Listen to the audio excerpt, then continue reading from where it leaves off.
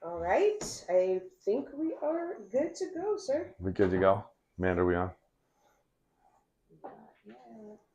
But there's Maybe a always little bit of a delay. Yeah. Delays are no good.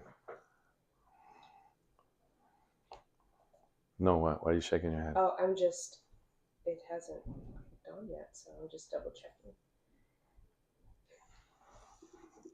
Hey, if anybody's watching live right now, text me. Okay. It says you're on live on Facebook. I'm like, well, hello, Facebook. We're waiting for everybody else to come on board. They're telling me that the cactus, you can't see it because of the green screen. So we're on everybody else? Okay, awesome. Hey, everyone. Welcome to Fridays with Fontes. I've got my Team USA shirt on today because we're still in Olympic season. It's not just the Olympics, Paralympics, Special Olympics. Lots of folks out there doing all kinds of things. Check your local listings and all that fun stuff. I've always wanted to say that. So a couple of things happening in the office. Some great, some not so great. And are we on? Are we? We're good. Oh, okay, yes. we're good. Okay. So just wanted to talk about a couple of things. Today we are going to print on this thing called the publicity pamphlet. Now the publicity pamphlet is mandated by stat. What are you doing? You're killing me. I'm sorry. It just timed out for a second. Did it stop? Are we on again? We're on, yeah. Oh, okay. So publicity pamphlet. What is going on? Mandated by statute, and what it does is it talks a little bit about the issues. It gives arguments the for and against that are in the propositions. But here's the thing. So this year's legislature decided that in order to get around the governor's veto pen, they were going to throw a bunch of things on the ballot. And in 7 counties in Arizona, your ballot is going to be 2 cards long, which means 2 pages. Some of them are going to be full front, back, and that's going to take some time. While we're encouraging everybody to vote early, what we're also doing is hoping that you will take a look at the publicity pamphlet. It's going to be bound differently, but it's going to look like this. And 1 per household will show up. But here's the thing. You're like, wow, that looks really thick, Mr. Secretary. And it is. See, here's like the general information section, the judicial performance review for the judges, and then the ballot measures. These are the arguments for and against the ballot measures because the legislature wanted to avoid the governor's veto pen. Some of the initiatives are in here that were citizen initiated, but there's going to be a lot of stuff if you want to read everything in here. That's cool if you want to. But the very useful information is going to be near the front after my letter of introduction. It's going to talk a little bit about how to vote, where to vote, timing, and things of this nature. It's going to give you information about Arizona's county recorders, information about the election directors, so that you can make sure that you know where, when, how, just all the sort of time, place, and manner things that you need. The Arizona general election publicity pamphlet for the November 5th, 2024 election is going to print today in English. The Spanish language one will be moving down the road soon. And so that's one of the things we're doing in the office. One of the other things that I wanted to talk to you about was this notion of voter intimidation. And we're going to get to questions later, but a lot of things are happening right now. One of the things that's happening right now is this combination of stuff where we were sued to prevent the counties from getting instructions from us on how to deal with voter intimidation in the polling places. In other words, the Free Enterprise Club, for example, said, we don't want you to have a standard set of guidelines for preventing voter intimidation at polling places. Then we got a letter from CPAC, a conservative organization, that said, we want to use data from I don't know where to try to stop illegal voters from voting. And I don't know how you do that because in the letter itself, it said, we're not going to contact the voters or talk to the voters. But I don't know how you do that. And it's really disingenuous of them to say we're trying to create more confidence in our election systems when these groups are the ones that have been promoting the lies. They've been promoting the misinformation that has hurt our elections officials. It's hurt people that work in the polling places. The threats and intimidation are real, folks. These are your neighbors. These are Republicans and Democrats, independents, libertarians, Greens, no labels. This is all of us working together. And these folks are trying to make it easier for other people to threaten and intimidate, even voters as they go to the polling places. So, my point is this. We want to just vote peacefully, right? And we're trying to do everything that we can here to make sure that that happens. And we've been fighting in court. we're going to continue to fight to try to make that happen well. So cooperate, folks, with each other. Cooperate with the folks at the polling places. Let's just not be sort of rude and nasty to one another. Your politics are your politics, and that's great. Cast your ballot. Let that be your voice. Those are the things that we want to do. Obviously, we want discourse, but we want it to be civil. And we all together are Team USA, right? And so even if we believe a little bit differently in politics, we've got to do this thing together. And that is my plea to you. And there are some options. For example, like the vast majority of Arizona voters, vote early, vote by mail, right? I'm going to go vote on the first day that voting is available because I don't want to have to be bothered later on and worry about this very long ballot that we're going to be facing. So I'm going to vote early. Take the example. You can vote early in person. Remember to take your ID, or you can vote your ballot by mail and send it in early. It's easier for the elections officials. You don't have to worry about it anymore, and you can get it done. So those are the things that we're asking about. Now, what we usually do here in this space is give you a couple of book recommendations or one book recommendation. Today, we're going to continue the river theme just a little bit, but we've got two books that I want to recommend to you from the library, the state library folks. This is a book called Brave the Wild River. It's the untold story of two women who mapped the botany of the Grand Canyon. Now, I think the green screen is making this look really goofy. Is that right? Yes. So anyway, there's actually, I mean, you guys know it's a green screen, right? I do. Anyway, Melissa Savigny is the one who wrote this book. Really phenomenal story about some folks studying the botany. These two women who really helped to map out what sort of the lifeblood of the Grand, not just the Grand Canyon, but going through the Colorado River is about. This is a phenomenal book, and it is an untold story. The other one is written and illustrated by the Foxes, Phoebe and Jim Fox, and it goes to promote and protect the Verde River. It's a children's book called On the Verde, and the sale of this book helps to benefit the Friends of the Verde River for the protection and preservation of that really amazing natural resource in central Arizona. So this is one of those cool books that you can read with your kids and your grandkids. Beautifully illustrated. If you look at these watercolors, I hope they're not getting washed out by the green screen behind me too. But it's just really fantastic. The Verde River shore, where the cottonwoods grow, the ash trees bloom, and the cattails blow. And it's just absolutely gorgeous. So something to sit and relax with the younger folks in your family. Again, On the Verde River by Phoebe Fox, illustrated by Jim Fox, to benefit the Friends of the Verde River. And then Melissa Savigny's Brave the Wild River, available at booksellers or your local library. Ask your public library. We want to encourage the use of public libraries. Okay, so we're going to go to questions. Wait. Yeah, do you want to comment on what's going on with voter registration? Because I know there's a lot of that in the news lately. Do you want to clarify? Sure. Voter registration. So voter registration in Arizona is different than every other state in the United States of America. We have a higher burden that we put on our voters.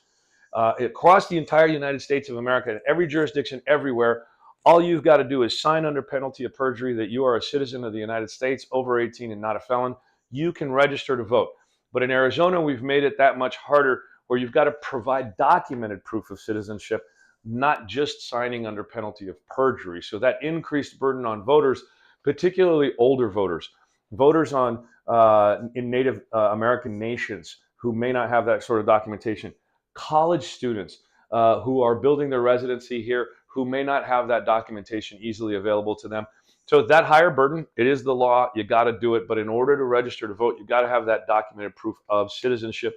If you're using those paper forms, please be cognizant of that. But if you've gotten your driver's license after 1996 here in Arizona, you have already shown whether you are here as a legal permanent resident, some kind of visa, or your birth certificate anyway. So you should be good to go to sign up to register to vote at Arizona.vote. You can find all the information you need there.